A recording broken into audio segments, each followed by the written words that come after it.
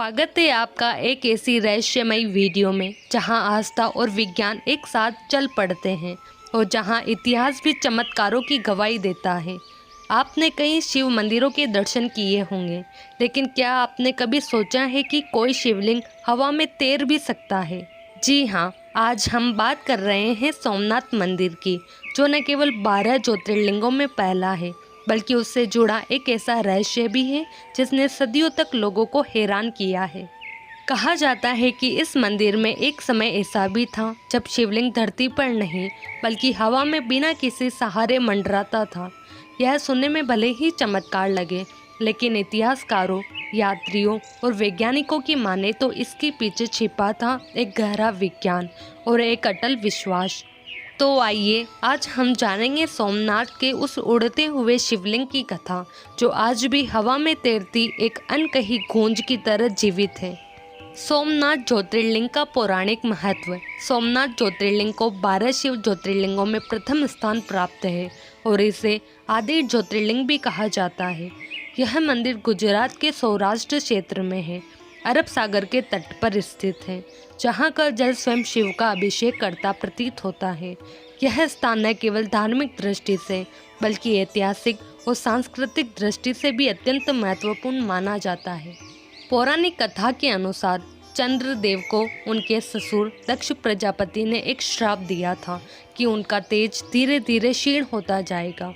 जब चंद्रदेव का तेज लुप्त प्राय हो गया, तब उन्होंने प्रभास तीर्थ में आकर भगवान शिव की कठोर तपस्या की। चंद्रमा ने वर्षों तक ध्यान, तप और स्तुति द्वारा शिव को प्रसन्न किया। अंततः भगवान शिव ने प्रकट होकर उन्हें श्राप से मुक्ति दी और उनका तेज पुनः प्रदान किया। इस दिव्य कृपा से अभिभूत होकर चंद्रदेव ने उसी स्थान पर शिवलिंग की स्थापना की और उसका नाम रखा सोमनाथ। तभी से यह स्थान चंद्रमा और शिव के अनन्य संबंध का प्रतीक बन गया। यही कारण है कि सोमनाथ मंदिर को शिव की कृपा से चंद्र के पुनः उत्थान का स्थल माना जाता है। यह मंदिर आत्मशक्ति, करुणा और पुनर्जन्म का प्रतीक भी है। प्राचीन ग्रंथों जैसे शिव पुराण, स्कंद पुराण और महाभारत में भी सोमनाथ के महत्व का उल्लेख मिलता है। कहा जाता है कि भगवान श्री कृष्ण ने भी अपने जीवन के अंतिम समय प्रभास क्षेत्र में ही व्यतीत किए थे। इस कारण यह तीर्थ 3 लोकों में पूजनीय माना जाता है। हवा में उड़ता शिवलिंग। सोमनाथ मंदिर के शिवलिंग को लेकर एक रहस्यमय और चमत्कारी किंवदंती प्रचलित है, जिसे सुनकर आज भी श्रद्धा और विस्मय से मन भर उठता है। कहा जाता है कि प्राचीन समय में सोमनाथ मंदिर में स्थापित शिवलिंग धरती पर नहीं रखा गया था, बल्कि वह हवा में मंडराता था, बिना किसी भौतिक आधार के। यह कोई कल्पना नहीं, बल्कि कई विदेशी यात्रियों, इतिहासकारों और विद्वानों ने अपने ग्रंथों और यात्रा वृत्तांतों में इस रहस्य का उल्लेख किया है। कुछ विद्वानों और वैज्ञानिकों के अनुसार यह अद्भुत दृश्य संभवतः एक विशेष प्रकार की चुंबकीय प्रणाली पर आधारित था। उनके अनुसार मंदिर की छत और आधार के भीतर शक्तिशाली चुंबक लगाए गए थे, जो विपरीत ध्रुवीयता के सिद्धांत पर कार्य करते थे। वही शिवलिंग स्वयं किसी चुंबकीय पत्थर या धातु से निर्मित था, जिसके कारण वह चुंबकीय आकर्षण और प्रतिकर्षण के संतुलन के बीच में हवा में स्थिर रह पाता था। यह तकनीक आज के आधुनिक विज्ञान की दृष्टि से भले ही अत्यंत दुर्लभ हो, परंतु यह सिद्ध करता है कि भारत का प्राचीन वास्तुशास्त्र और विज्ञान अत्यंत विकसित था। इस रहस्य का उल्लेख प्रसिद्ध अरब विद्वान अल-बरूनी ने भी किया है। अपनी यात्रा के दौरान उसने सोमनाथ मंदिर को देखा और लिखा कि उस मंदिर में एक काले पत्थर का स्तंभ है, जो जमीन को छुए बिना हवा में लटका हुआ है। अल-बरूनी जैसे विद्वान के लेख में इस चमत्कार का वर्णन यह सिद्ध करता है कि यह कोई मनगढ़ंत कथा नहीं, बल्कि तत्कालीन यथार्थ था, जिसे श्रद्धा, विज्ञान और वास्तुकला ने संभव बनाया था। मंदिर का विध्वंस और शिवलिंग का विनाश। सोमनाथ मंदिर न केवल धार्मिक और सांस्कृतिक दृष्टि से महत्वपूर्ण था, बल्कि उसकी ख्याति दूर दूर तक फैली हुई थी। उसकी भव्यता, समृद्धि और चमत्कारिक शिवलिंग के बारे में कथाएं अरब देशों तक पहुंची थीं। इन्हीं कथाओं से प्रभावित होकर 1025 ईस्वी में गजनी का महमूद, जो एक लुटेरा और आक्रांता था, भारत आया। उसका उद्देश्य केवल धर्म नहीं बल्कि धन और प्रसिद्धि की लालसा थी।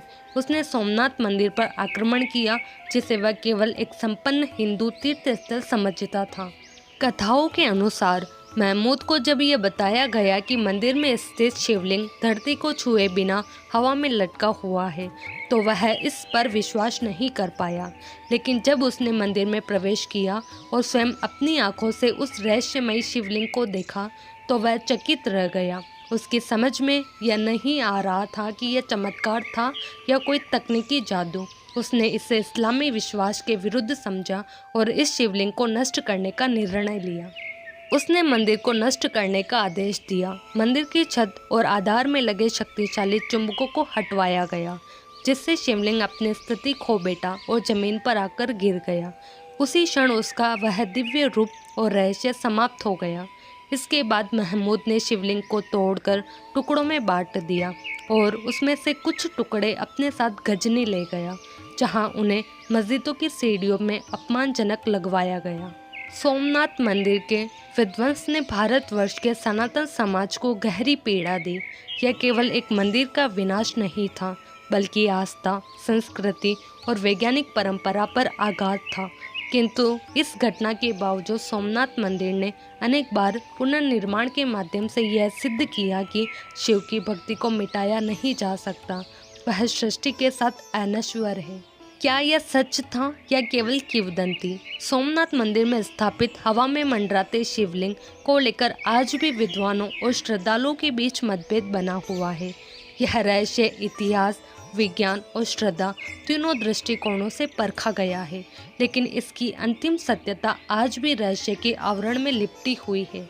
ऐतिहासिक दृष्टिकोण से देखें तो कई विदेशी यात्रियों और अरब इतिहासकारों जैसे अल बरूनी ने अपने लेखों में इस शिवलिंग का उल्लेख एक हवा में लटकते हुए पत्थर के रूप में किया है। इससे संकेत मिलता है कि यह कोई मिथक मात्र नहीं, बल्कि उस समय का देखा भाला यथार्थ भी हो सकता है। उनके लिखे विवरणों में मंदिर की भव्यता और शिवलिंग की विचित्र स्थिति को स्पष्ट रूप से दर्ज किया गया है। वैज्ञानिक दृष्टिकोण से विचार करें तो कुछ आधुनिक विद्वानों का मानना है कि यह घटना मैग्नेटिक लेविटेशन के सिद्धांत पर आधारित हो सकती है, अर्थात मंदिर की संरचना में शक्तिशाली चुंबकों का उपयोग किया गया होगा, जिससे शिवलिंग बिना आधार के हवा में स्थिर रह पाता था। यद्यपि यह तकनीक आज की दृष्टि से भी अत्यंत जटिल है, लेकिन भारत की प्राचीन वास्तुकला और विज्ञान को देखकर यह अनुमान लगाया जा सकता है कि वैदिक युग में ऐसी चमत्कारी तकनीकी समझ संभव रही होगी। वही धार्मिक और आध्यात्मिक दृष्टिकोण से यह मान्यता है कि शिवलिंग का हवा में मंडराना कोई तकनीकी प्रक्रिया नहीं, बल्कि स्वयं भगवान शिव की दिव्यता और अद्भुत शक्ति का प्रतीक था। भक्तों का विश्वास है कि जहाँ श्रद्धा होती है वहाँ चमत्कार स्वतः घटित होते हैं, और यह शिवलिंग उन्हीं चमत्कारों में से एक था। इस प्रकार यह घटना इतिहास, विज्ञान और भक्ति तीनों से जुड़ी हुई है। सत्य क्या था यह कहना कठिन है, परंतु एक बात निश्चित है, सोमनाथ का यह रहस्य आज भी लोगों को रोमांचित करता है और हमारे गौरवशाली अतीत की झलक प्रस्तुत करता है। सोमनाथ का उड़ता शिवलिंग केवल एक पुरानी कथा नहीं, बल्कि भारत की अद्भुत विरासत का प्रतीक है, जहां श्रद्धा चमत्कार बन जाती है और विज्ञान भी भक्ति के आगे नतमस्तक हो जाता है। यह रहस्य हमें यह भी सिखाता है कि हमारे पूर्वज केवल आध्यात्मिक ही नहीं, तकनीकी दृष्टि से भी अत्यंत उन्नत थे। चाहे वह अल बरूनी जैसे इतिहासकारों के वर्णन हो या आधुनिक विज्ञान की थ्योरीज, सभी इस बात की ओर संकेत करते हैं कि भारत का अतीत सामान्य नहीं बल्कि विलक्षण था। और आज जब हम सोमनाथ की ओर देखते हैं तो वहाँ केवल एक मंदिर नहीं, बल्कि हवा में गूंजता हुआ शिव का वह अदृश्य स्पर्श महसूस करते हैं, जो हमें याद दिलाता है कि भक्ति, रहस्य और विज्ञान तीनों एक साथ संभव है।